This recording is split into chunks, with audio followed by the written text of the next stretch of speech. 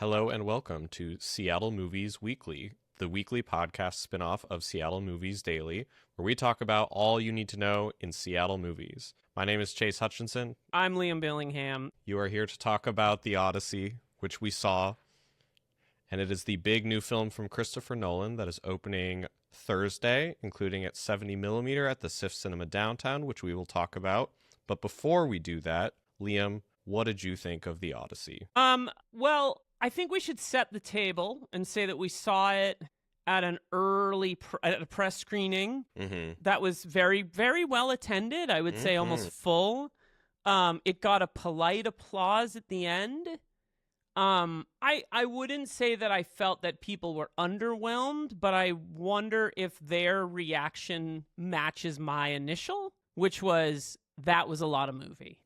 There was a lot of movie in that movie. And that was a long movie, and that was an exciting movie, and that movie contained sort of visual effects and sequences I'd never seen before in a movie. And I think, like, almost, in my opinion, every Nolan movie, you kind of go like, huh.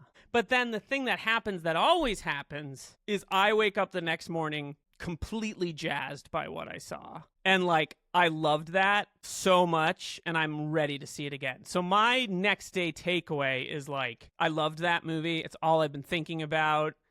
I'm, like, ready to have the second experience because he packs so much into these movies that you can miss some of the most interesting stuff on the first watch. How about you? What did you think of the Odyssey? I thought there was a lot of good. When you say there's a lot of movie, I think there's a lot of good in the movie. I think I'm a little cooler on some parts. Yeah. I think whenever we're cutting away from the Odyssey itself back to what's going on with Robert Pattinson being a weird little freak as a suitor trying to infiltrate his life. But I think even that grew on me. And I think my hesitations, similar to what you're talking about, fade away the more I think about it and the more I wrote about it.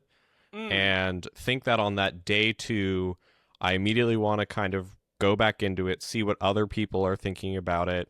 And there's a lot, because the thing I was thinking about is like side characters, because it stars Matt Damon, Anne Hathaway, Tom Holland, Robert Pattinson, but there's also Himesh Patel, who was great in the series Station 11, who kind of steals the movie. He's the most interesting dynamic person in a lot of regards. They don't do a lot with Zendaya, but she's good in the parts that she has as kind of this, I don't want to spoil it, but what you initially think is this sort of deity that may actually be something more, and I think a final shot near the end complicates it in an interesting way. It's a dense movie with a lot of different ideas and a very kind of radical but also reverential adaptation of the text. It is a radical interpretation of the text, I would say. Now, are we doing spoilers? Should we do? We can do like. I think we could maybe allude to some things, but I would want to not give too many spoilers. Okay, so let me ask you a question: this is the thing. It moves so fast, as all Nolan movies do. Like, he really has, between this, I think, and Tenet. No matter how you might feel about that movie, I love it.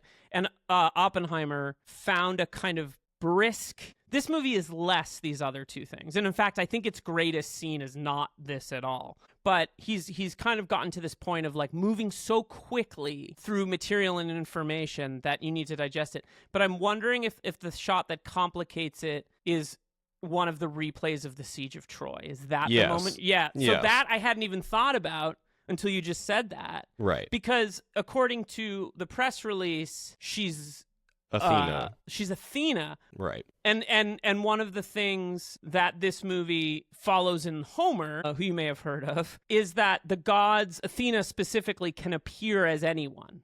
So in fact, one thing the movie does that's really great, that's in the original text, is an old man appears to Telemachus at the beginning of the film, who says, you should go speak to Menelaus. This is not a spoiler. But in the text of the Odyssey, That is Athena. And so there are big changes in some ways. Well, I think what's interesting Unless in the you're movie, saying that, that's just a different form. No, I think that's Athena in a different form, that the movie never gives it away. Because the only person that can see Athena in her true form in the film is Odysseus. But again, like what we're saying right now, and this is coming out the day before the film screens, is that like there's a lot going. This is a dense movie. This is a dense movie that like is a very I would say reverential adaptation of the book, but it has that Nolan twist on it, and it's Nolan's sort of concerns about the world right now. I think it's his most deeply resonant work with the present, and it forms a trilogy with Tenet and Oppenheimer that's like very present. Yeah, and I felt that too. Even as it's the one with the source material that is the oldest, it definitely feels tied to anxieties about the present in a way none of his films have quite like fully as been, even as they've grappled with real things and grappled with real history. This feels like there is something that has been lost that a character is now trying to find. That's well said. And then the other highlight for me, and this is again kind of tying back to the supporting characters, is I think the sequence with Samantha Morton, which everyone has already been talking about, but I think is one of the best things he's ever done, even though I don't know if I think the movie is the best he's ever made. I think that sequence in particular, her performance, the use of practical effects, it's just wild. Knocked me out. And I'm... Go ahead. No, I don't mean I find myself so you bring up something that's really interesting about like kind of the two halves of this movie, which is on the one hand there's things in this movie Nolan has ever done before. There's a late dialogue sequence between Odysseus and Penelope, played I think quite powerfully by Anne Hathaway. She has real poise in a part that kind of is having to strategically not lay all her cards on the table. Right. And there's a late dialogue scene between them when I think Nolan's sort of thesis of the movie is laid out, and I think it's one of the best things he's ever done. I think it's extraordinary in its stillness and in its quiet. Where this movie has challenges, and I actually like I think I've reached a point where my feeling is like the flaws interest me more than they detract from the experience. Experience. Thank you. Yeah, and I feel that way about Oppenheimer, a movie that I have like a lot of love for and also a lot of frankly frustrations with, but those make it rewatchable. But one of the things with this Samantha Morton sequence is that it sort of plays out and resolves within a contained amount of time. And I think one of the things that the movie struggles with, and this is in the text, is the episodic nature of Homer's poem. Where some episodes are really kinetic and interesting and thorny and engaging, and others less so. And I think others that have to spell out their point within the story, or they have to resolve. So the sequence that, and I don't want to give too much away, but the sequence that Chase is mentioning with Samantha Morton has a setup, conflict, and resolution all within, let's say, like a 10 to 15 minute period. And as a viewer, and I think this is true of almost every Nolan film from The Dark Knight on, when he starts to get a little more operatic in his storytelling and his cutting, is that it can feel a little simplistic for the whole thing to play out, because like other Nolan films, this film plays with chronology, and actually this movie is about storytelling in many there's so much going on in this movie. It's about storytelling. I don't know if we'll talk about the opening, but I keep thinking about the way this movie opens. It opens with a storyteller, and a very specific cast storyteller, which kind of set off alarm bells for me for about 10 seconds, and then I saw it's an almost Shakespearean opening to the. I mean, it's really more Homeric than it is Shakespeare, but he's using a present day storyteller that he is weirdly drawn to as an artist to open the film. But there's a sort of like speed that some of this movie unfolds at that can make some of these episodes harder to take because they sort of resolve themselves. Yeah, it's a little hurried at times. Yeah, and I think I'm sort of curious what your thoughts are, because I've always been under the impression that Nolan shoots what's in the movie. Like, he's not a guy that, like, jettisons a lot of material. Like, as I understand it with Oppenheimer, he basically, everything is worked out. The edits are basically worked out. The cross-cutting, which is a huge feature of his filmography, is usually worked out. And I've seen some speculation that some of this movie may have been recut to accommodate the length of it, and I frankly do not buy that. Yeah, I didn't really feel that. I feel like this is similar in terms of the pacing of the cuts to Oppenheimer, where it is just everything is like moving in memory and the way you recall something and the way it cycles back to it. And so that all worked for me. The interesting thing is I listened to an interview Nolan did with Jon Stewart that I actually thought was a very good interview, where a couple things he said is he wanted to make this something that could be both kind of somewhat mysterious but also accessible, to where you don't want it like, oh, did the top drop or not? Like, everything's pretty explicit.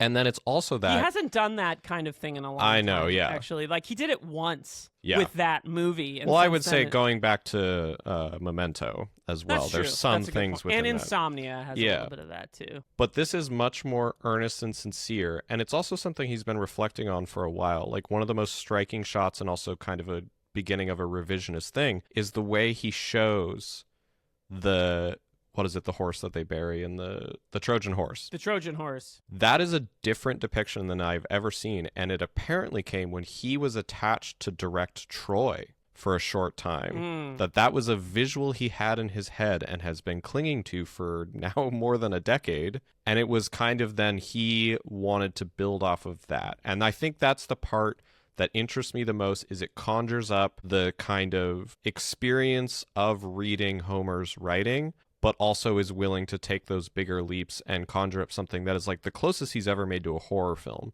in particular when they descend into the land of the dead and that sequence. Into Hades, yeah. Yeah, which made me think more of The Green Knight and the ending of The Green Knight, which I don't know if you liked or saw that, but there are these things that he's doing that feel like brand new kind of exploratory things for him that don't always work, but are always at least interesting to watch, is the way I would describe it. He is stretching himself. Yeah. And that's exciting. I wrote a little bit about it last night.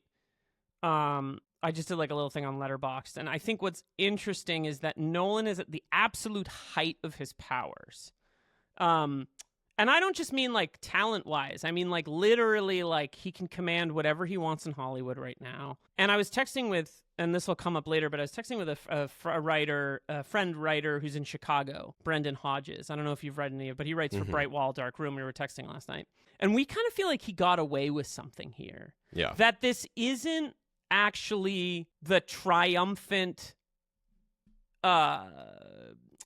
what's the word? It's not like I mean the first thing I thought of is like when Mark McGwire hit the home run that set the record, and like I forget who pitched it, but just kind of lobbed it and he hit the home run, and they were like, okay, we can move on from this now. He's not doing a victory lap with Oppenheimer. In fact, I would say this is in some ways very accessible, but also like radical when you can, and Brendan made this point, so I want to give him credit, but like if you go into this expecting a gladiator sword and sandal kind of epic, you're going to be disappointed, because this is a, like we said before, fragmented, disjointed, dialogue-heavy movie about a group of men getting slaughtered over a 2-hour running time while a young boy and his mother fear for their lives back in Ithaca.